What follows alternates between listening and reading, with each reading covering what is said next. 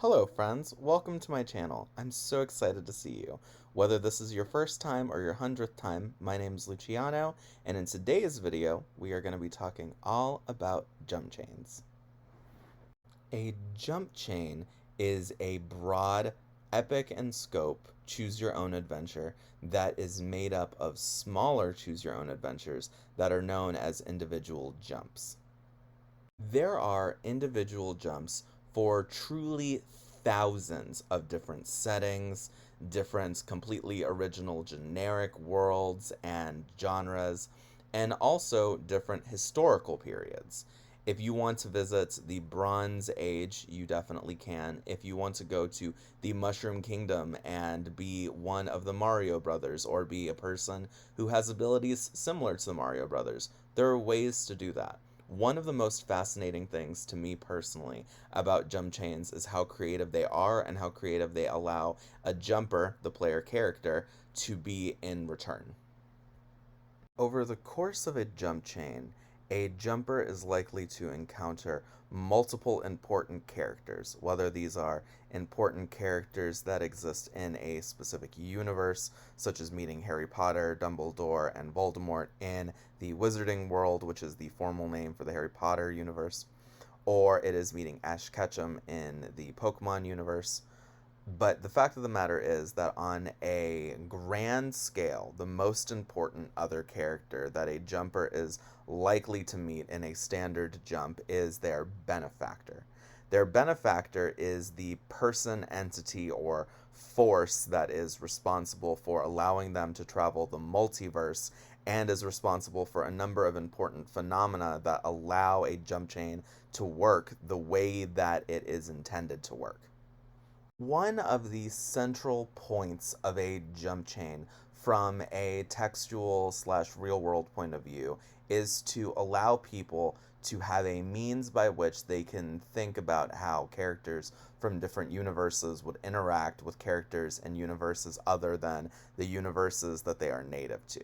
For example, if someone wanted to think about how a Jedi from the Star Wars universe would interact with a wizard from the Wizarding World or a Daedra from the Elder Scrolls, a jump chain has systems and rules in place that are designed to allow that interaction to happen, and also that are designed to allow this interaction to happen without reducing the powers of either characters or any of the characters involved. This system is known as fiat/fiat backing, and it is one of the most important functions of a benefactor. It's one of the most essential things that a benefactor does for a jumper, and is one of the central reasons why it is that benefactors are important, even if they are not often seen, or even if they are mysterious, enigmatic, or even eldritch to the jumpers that they are protecting and aiding, in some cases indirectly.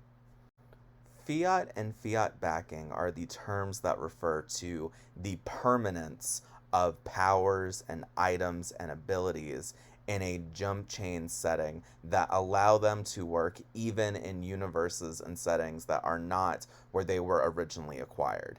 The basic logic is that if you use choice points, which are the jump chain currency that allow jumpers and their companions to purchase abilities and add them to themselves, that will allow them to work even in other settings. For example, if you purchase the ability to use the Force in a setting that is somewhere and sometime in Star Wars, then as long as you are not in an area where you have been reduced to your body mod in some way, shape, or form, you will be able to use that ability. This mechanic, whether it is being applied to items, companions, followers, or perks, is one of the central mechanics that makes jump chains unique. With it, it makes it so that you can go to a place and the things that you learn in that place are not the only things that you take with you that will work in a different setting. This is one of the central reasons why there are a number of different fans who will come to the jump chain community and who will speculate about things like, oh, what superhero is stronger than another? What sort of powers would you need to be able to take on this villain from this anime? And what sort of perks would help you get that sort of power? That kind of thing. It is one of the most fascinating, to me at least, elements of a jump chain, and it is something that allows me to think endlessly. It is part of the reason why jump chains have become a hobby and a passion of mine that I care about so deeply. Before we went any further, I wanted to take some time to explain another pair of very important concepts. Those concepts are the concepts of choice points and jump docks. Choice points are the currency that jumpers have access to at the beginning of a jump that allows them to decide their builds.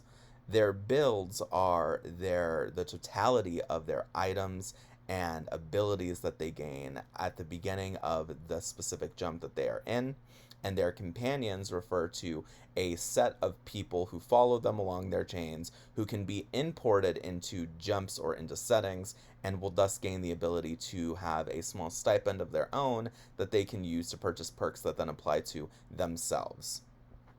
I have mentioned before, and I will no doubt mention in multiple places throughout multiple videos, that a jump chain is an epic choose your own adventure that consists of smaller choose your own adventures that are influenced by decisions made in past parts of a chain.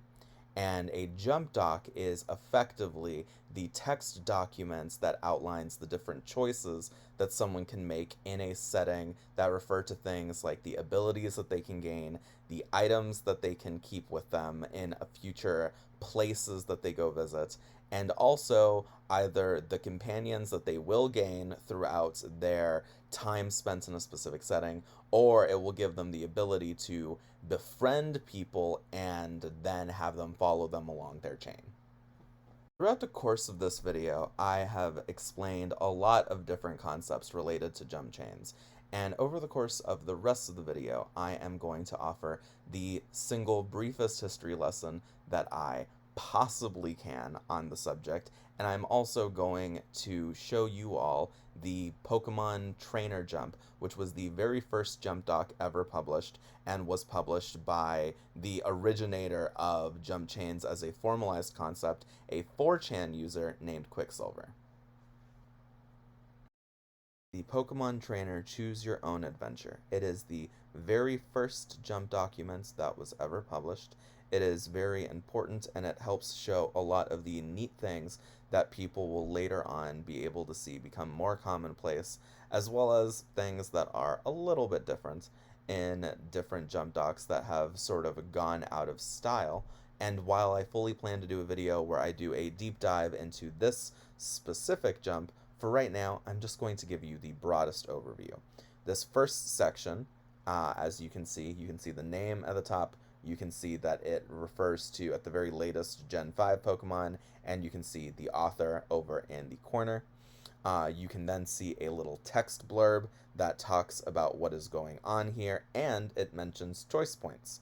It's very interesting to see that even as late as the very beginning of this, or rather even as early as the very beginning of this concept, some things are still the same. Obviously, lots of people are fond of tradition, which is part of the reason why some of the things that have stayed the same have stayed the same. One of the important things to note as far as this specific jump doc goes is that it is actually tradition for this to be someone's first jump.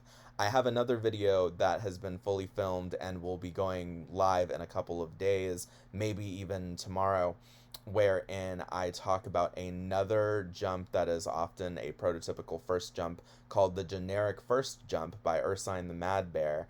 And in that one, I talk about things as well. In that one, I go all the way through, and it is just over an hour and a quarter long. I talk about it at great length, but I'm going to be putting the link to this in the video description, so anyone who wants to sit down and actually read it at length will have the ability to do so. So moving right along, you can see the 1000 choice points that you'll be able to get, and you can also see that there are a number of freebies that you are able to take. One of the big things worth noting is that the only thing that a jumper will take going into this jump, aside from some unique things that we will be talking about in a later video that will be centered around the warehouse and the body mod, are their clothes and their wallet and cell phone. But you have to remember that there's no cell service in the Pokemon world, at least not in your cell phone, and also the currency is going to be very different. So there are some freebies that Quicksilver is offering people who get to go to this, and then you go to the region section. You can roll a 1d8 to determine your region, or you can pay some choice points to choose it yourself. And as you can see, here are the different regions. We are definitely going to skim through this. This is not going to be an in-depth look at this jump dock. That is not the purpose of this video. I just wanted to show anyone who has made it this far what a jump dock looks like, although there are plenty of plainer jump docks than this, and in fact, plain jump docks is, as far as I can tell, something that is fairly consistent and fairly popular. It's just that this particular jump dock is very nice and elegant looking. Now you get to see your identity. This is a very, very, very important concept that is a commonplace staple in nearly all jump docks except for a specific style of jump docks known as the grocery store / supermarket style, and in a handful of other older jump docks that don't offer any sort of identity or origin. As you can see by looking at this section, there's a lot of important details that someone needs to consider when they are selecting their identity. The beginning things over here, you can see that you can choose your own age, you can swap your gender. Those are the sorts of things that you will often have to pay choice points for if you want to do them without doing them randomly. And then you can get to see your actual identity. Identity is not a term that is still used in lots of different jumps.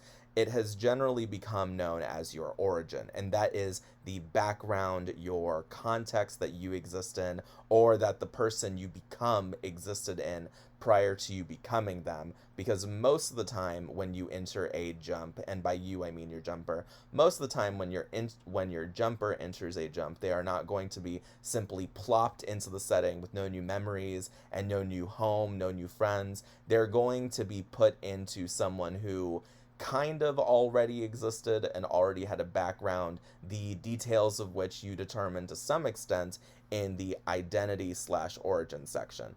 Now that we've been over here, you will have hopefully had time to look at the screen and will have had a chance to notice some stuff. It is worth noting, one of the common things that you are not going to see a whole lot of in future jumps made past this point is that most jumps made past this point only have special origin / identities, have choice points. For the most part, they're going to be free unless it is some sort of very powerful identity, and if it's some sort of very weak identity, they might even grant you choice points because it will exist as a sort of pseudo drawback. And drawbacks are something that we will be talking about in later videos, but effectively a drawback is an extra challenge that the jumper either decides or the benefactor decides to stamp onto a specific setting that will linger in some cases throughout the time that they are in the setting, or in other cases can be solved, but will, in exchange for being something that makes things just a little bit tougher or potentially a lot tougher for a jumper, will offer them extra points as a sort of compensation. It is a way for someone to overcome the normal starting amount of points, which is typically 1,000 or some numbers somewhat similar to 1,000. It could be 1 million, it could be 100,000, it could be 100, it could be 10. But usually if the number is higher or lower than 1,000, then the costs of options will reflect that. If it is higher than 1,000, then the initial cost of things, the lowest cost of things will often be higher than that. If it's lower, then it will often be lower than that. And the lowest number that people will commonly pay, especially if something is in the 1,000 choice points area, is either 50 or 100. So as you can see, there's lots of little stuff for people to look at here. If you would like for us to go through and talk about this specific jump at length, we definitely will in the future. But this specific jump also has a very unique thing. You will have the ability to select your starter Pokemon. This is somewhat commonplace in Pokemon and Pokemon-like jumps, so this isn't that unique, but this is definitely something that is a quirk of this specific franchise slash setting, as opposed to something that is commonplace throughout Jumpchains and Jump Docks broadly. Yeah. So now you can get to see all of this stuff. And now we are in the skills and abilities section. I have talked about and I've used the word perks in the past. This section is for that. These are perks. This is just an early jump, so the verbiage was a little different, and there's other things that have been like that you will also see, and you will definitely see that more often as we look at older jumps, which is part of the plan, versus when we look at newer jumps. But as you can see the description, you can see the name, and also you can see the origin that it is linked to. Origins and identities confer discounts, and those discounts are one of the reasons why it's very important for someone to be careful when they select their identity slash origin. Oftentimes, anyone who has the points can buy a perk or an item, but sometimes perks and items are actually linked behind certain identities and origins. So that's another thing to keep in mind.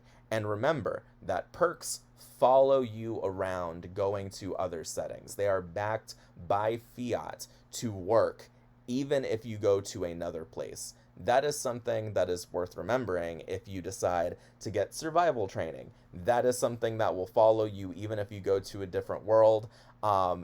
In some cases, that knowledge will update if it's a knowledge-based perk like this, or if it's a training-based perk like this. It will usually update to be relevant to the world that you're in. So if you're in a world with vastly different physics or something, that is something that the perk will take in mind. Another thing over here, in order for us to have some really good examples of some of the cooler stuff, let's go down to some of the later perks. One of the later perks is Psionics, which has the ability to use psychic powers, and I think that this is a very excellent perk. It is very easy to forget that an actual direct superpower perk is actually evident and exists even in the very first jump, but still very cool to see. This is worth noting. Some of the text here that says, no mind reading. Skill cap is equal to a Gardevoir, which is a specific Pokemon that is a powerful psychic Pokemon. I think that that's very cool. That means that you have a fairly solid level cap on your powers. Level caps and power caps and skill caps are fairly commonplace in a lot of different jumps, and there's also lots of ways to get around them, whether that is something like a training booster that amplifies how effective your training is, or an uncapper, which removes these sorts of limits and makes it so that how strong you can become with a specific power is determined by how determined and how ready you are and how willing you are to train that power. You can see by looking over at the page section of the Jump Doc, we are near the end of it. So we're just going to continue right along so that way you can start to see some more of it. This is the item section. Items are very, very important, especially very early on in one's jump chain, because items are things that are fiat backed and can be imported into different settings. The idea of importation is very important for some types of items.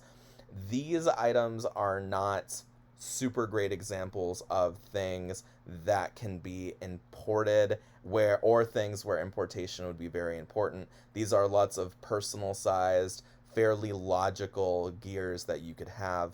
But the concept of importation is very important if you, for example, buy a fiat-backed house. There are a number of different jumps, especially a number of generic jumps, early jumps, and also horror jumps that offer different housing options that, if imported into future settings, will logically adapt to find ways to make sense in the context of that setting.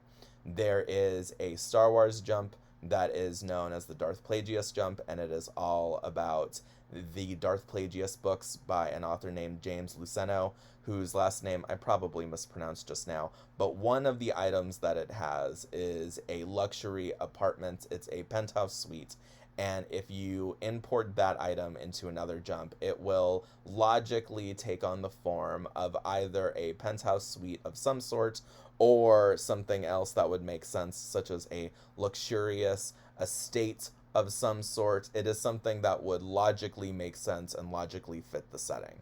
The concept of item importation is one of my favorite concepts because it allows writers to get real creative with how they transform their items, and it's also something that allows you to feel the real greatness of the concept of fiat backing. It's also worth noting that lots of different housing options simply become warehouse attachments. That does not make a whole lot of sense right now if you are brand new to Jumpchains, but in the future we're going to be talking about the cosmic warehouse, which is something that all jumpers get by default and is effectively an extra dimensional storage space that takes the form of a warehouse that people can use to store their stuff in. And that particular concept has also been expanded upon in supplements, which allow you to make it bigger and better in a number of different ways. Now that we've had a chance to look at all of the cool items, we are going to take a chance to look at drawbacks, which in this particular jump doc are called flaws and future. They refer to status conditions and changes to the world that make it a little bit harder to be in the world, and in exchange give you extra points. And as you can see, now we are at the end of the jump doc, and you can see to allow the screen to linger here so that way people have a chance to read the final section of a jump doc. An individual jump is divvied up into 3 phases, generally speaking. The first phase is the build phase, and in this section, you have not yet visited the actual setting that you are going to. Instead, you are in some sort of liminal space, or potentially even your warehouse, which is what a lot of individual jump writers, people who write stories based off of their chains, or that kind of thing, have done. And you select your build. It is during this time that either a jumper, a benefactor, or some other thing happens, and the jumper gets to see, generally speaking. Some people do not allow their jumpers to be the people who make their builds, but broadly speaking, a lot of people are going to be nice and allow their jumpers to be the person who picks their perks, items, all that kind of thing. They are going to look at the jump doc. They're going to have some idea of what to expect broadly. They're going to get to see where their starting location is going to be. They're going to get to look at their perks, and they're going to get to make choices about their origins, their perks, their items, any companion tokens, which is not really a thing that we talked about in this specific jump, but is a thing that we are going to be talking about in the future.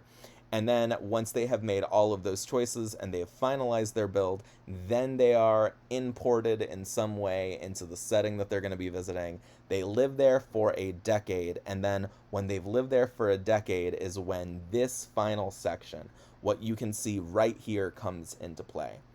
Once you have completed your 10-year or however long your stint is going to be in a specific setting, you have 3 choices to make, generally speaking. And that is, of course, assuming that you haven't sparked, which means that you've successfully completed the jump chain, or that you didn't die and thus get sent back home, because the general consequence in universe for someone who dies during a jump chain is that they get sent back to their birth world, birth universe, and they don't get to keep the stuff that they gained.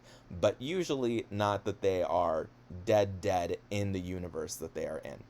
Assuming that neither of those conditions have been fulfilled, and assuming that the jump is not some sort of special jump that requires a direct continuation after, or some sort of unique rule like that, what will happen is that the jumper will be offered three choices. They'll be offered the chance to go back home. They'll be awakening in their bed the day that they left or at the time that they left. They will be able to usually keep the stuff that they've taken and that they acquired over the course of the jump and past jumps. They will stay in the world that, and now we're going to the second option. They will get to stay in the world that they have spent the last decade or however long in, getting to keep all of their stuff. In some cases, they will be given an extra stipend of choice points, and they will be able to add perks and things to their build, but that is not a universal rule. It's just something that some jumps offer, or they will get to do the thing that I'm assuming that most jumpers will do, and they will move on to a new setting. In the future, we're definitely going to be looking at a lot of different jumps, and we're going to be taking, in some cases, over an hour to talk about the different things that a jump offers. I didn't want to spend too much time looking at this specific jump dock just yet, because this is a very special jump dock, and I'm a very big fan of it, so I wanted to give it the time that it deserves to be the subject of its own unique video, but I'm very glad that we came together and that we looked at it together, so that way you could actually physically see and learn what to expect when you are inevitably doing jumps of your own, if you decide, whether you are a new person or someone who's been doing jumps for years. I just wanted to have a chance to show you what these kinds of things look like.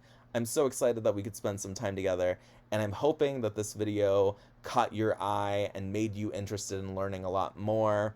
In the future, it is entirely possible that I will do another video that is intended to serve as a better introduction to these kinds of things, but for right now, I'm very happy that we have spent this time together and that you got to learn a little bit about this, or to get a refresher if you are someone who has been knowing about Jumpchains for years and you're a big fan and you're just excited to see someone who's on YouTube and other places actually sitting down and talking about this and trying to popularize it among more people, even though there's actually a pretty sizable audience of jump chain people that already exist. Even on just the subreddit, there's over 10,000 people who follow the subreddit, and there's dozens, if not hundreds, who are very regular participants, myself included. So whether you are new to this hobby or this is something that has caught your eye and you've been a veteran of it now and you've been in the trenches chatting back and forth with friends, I'm so excited that you are here.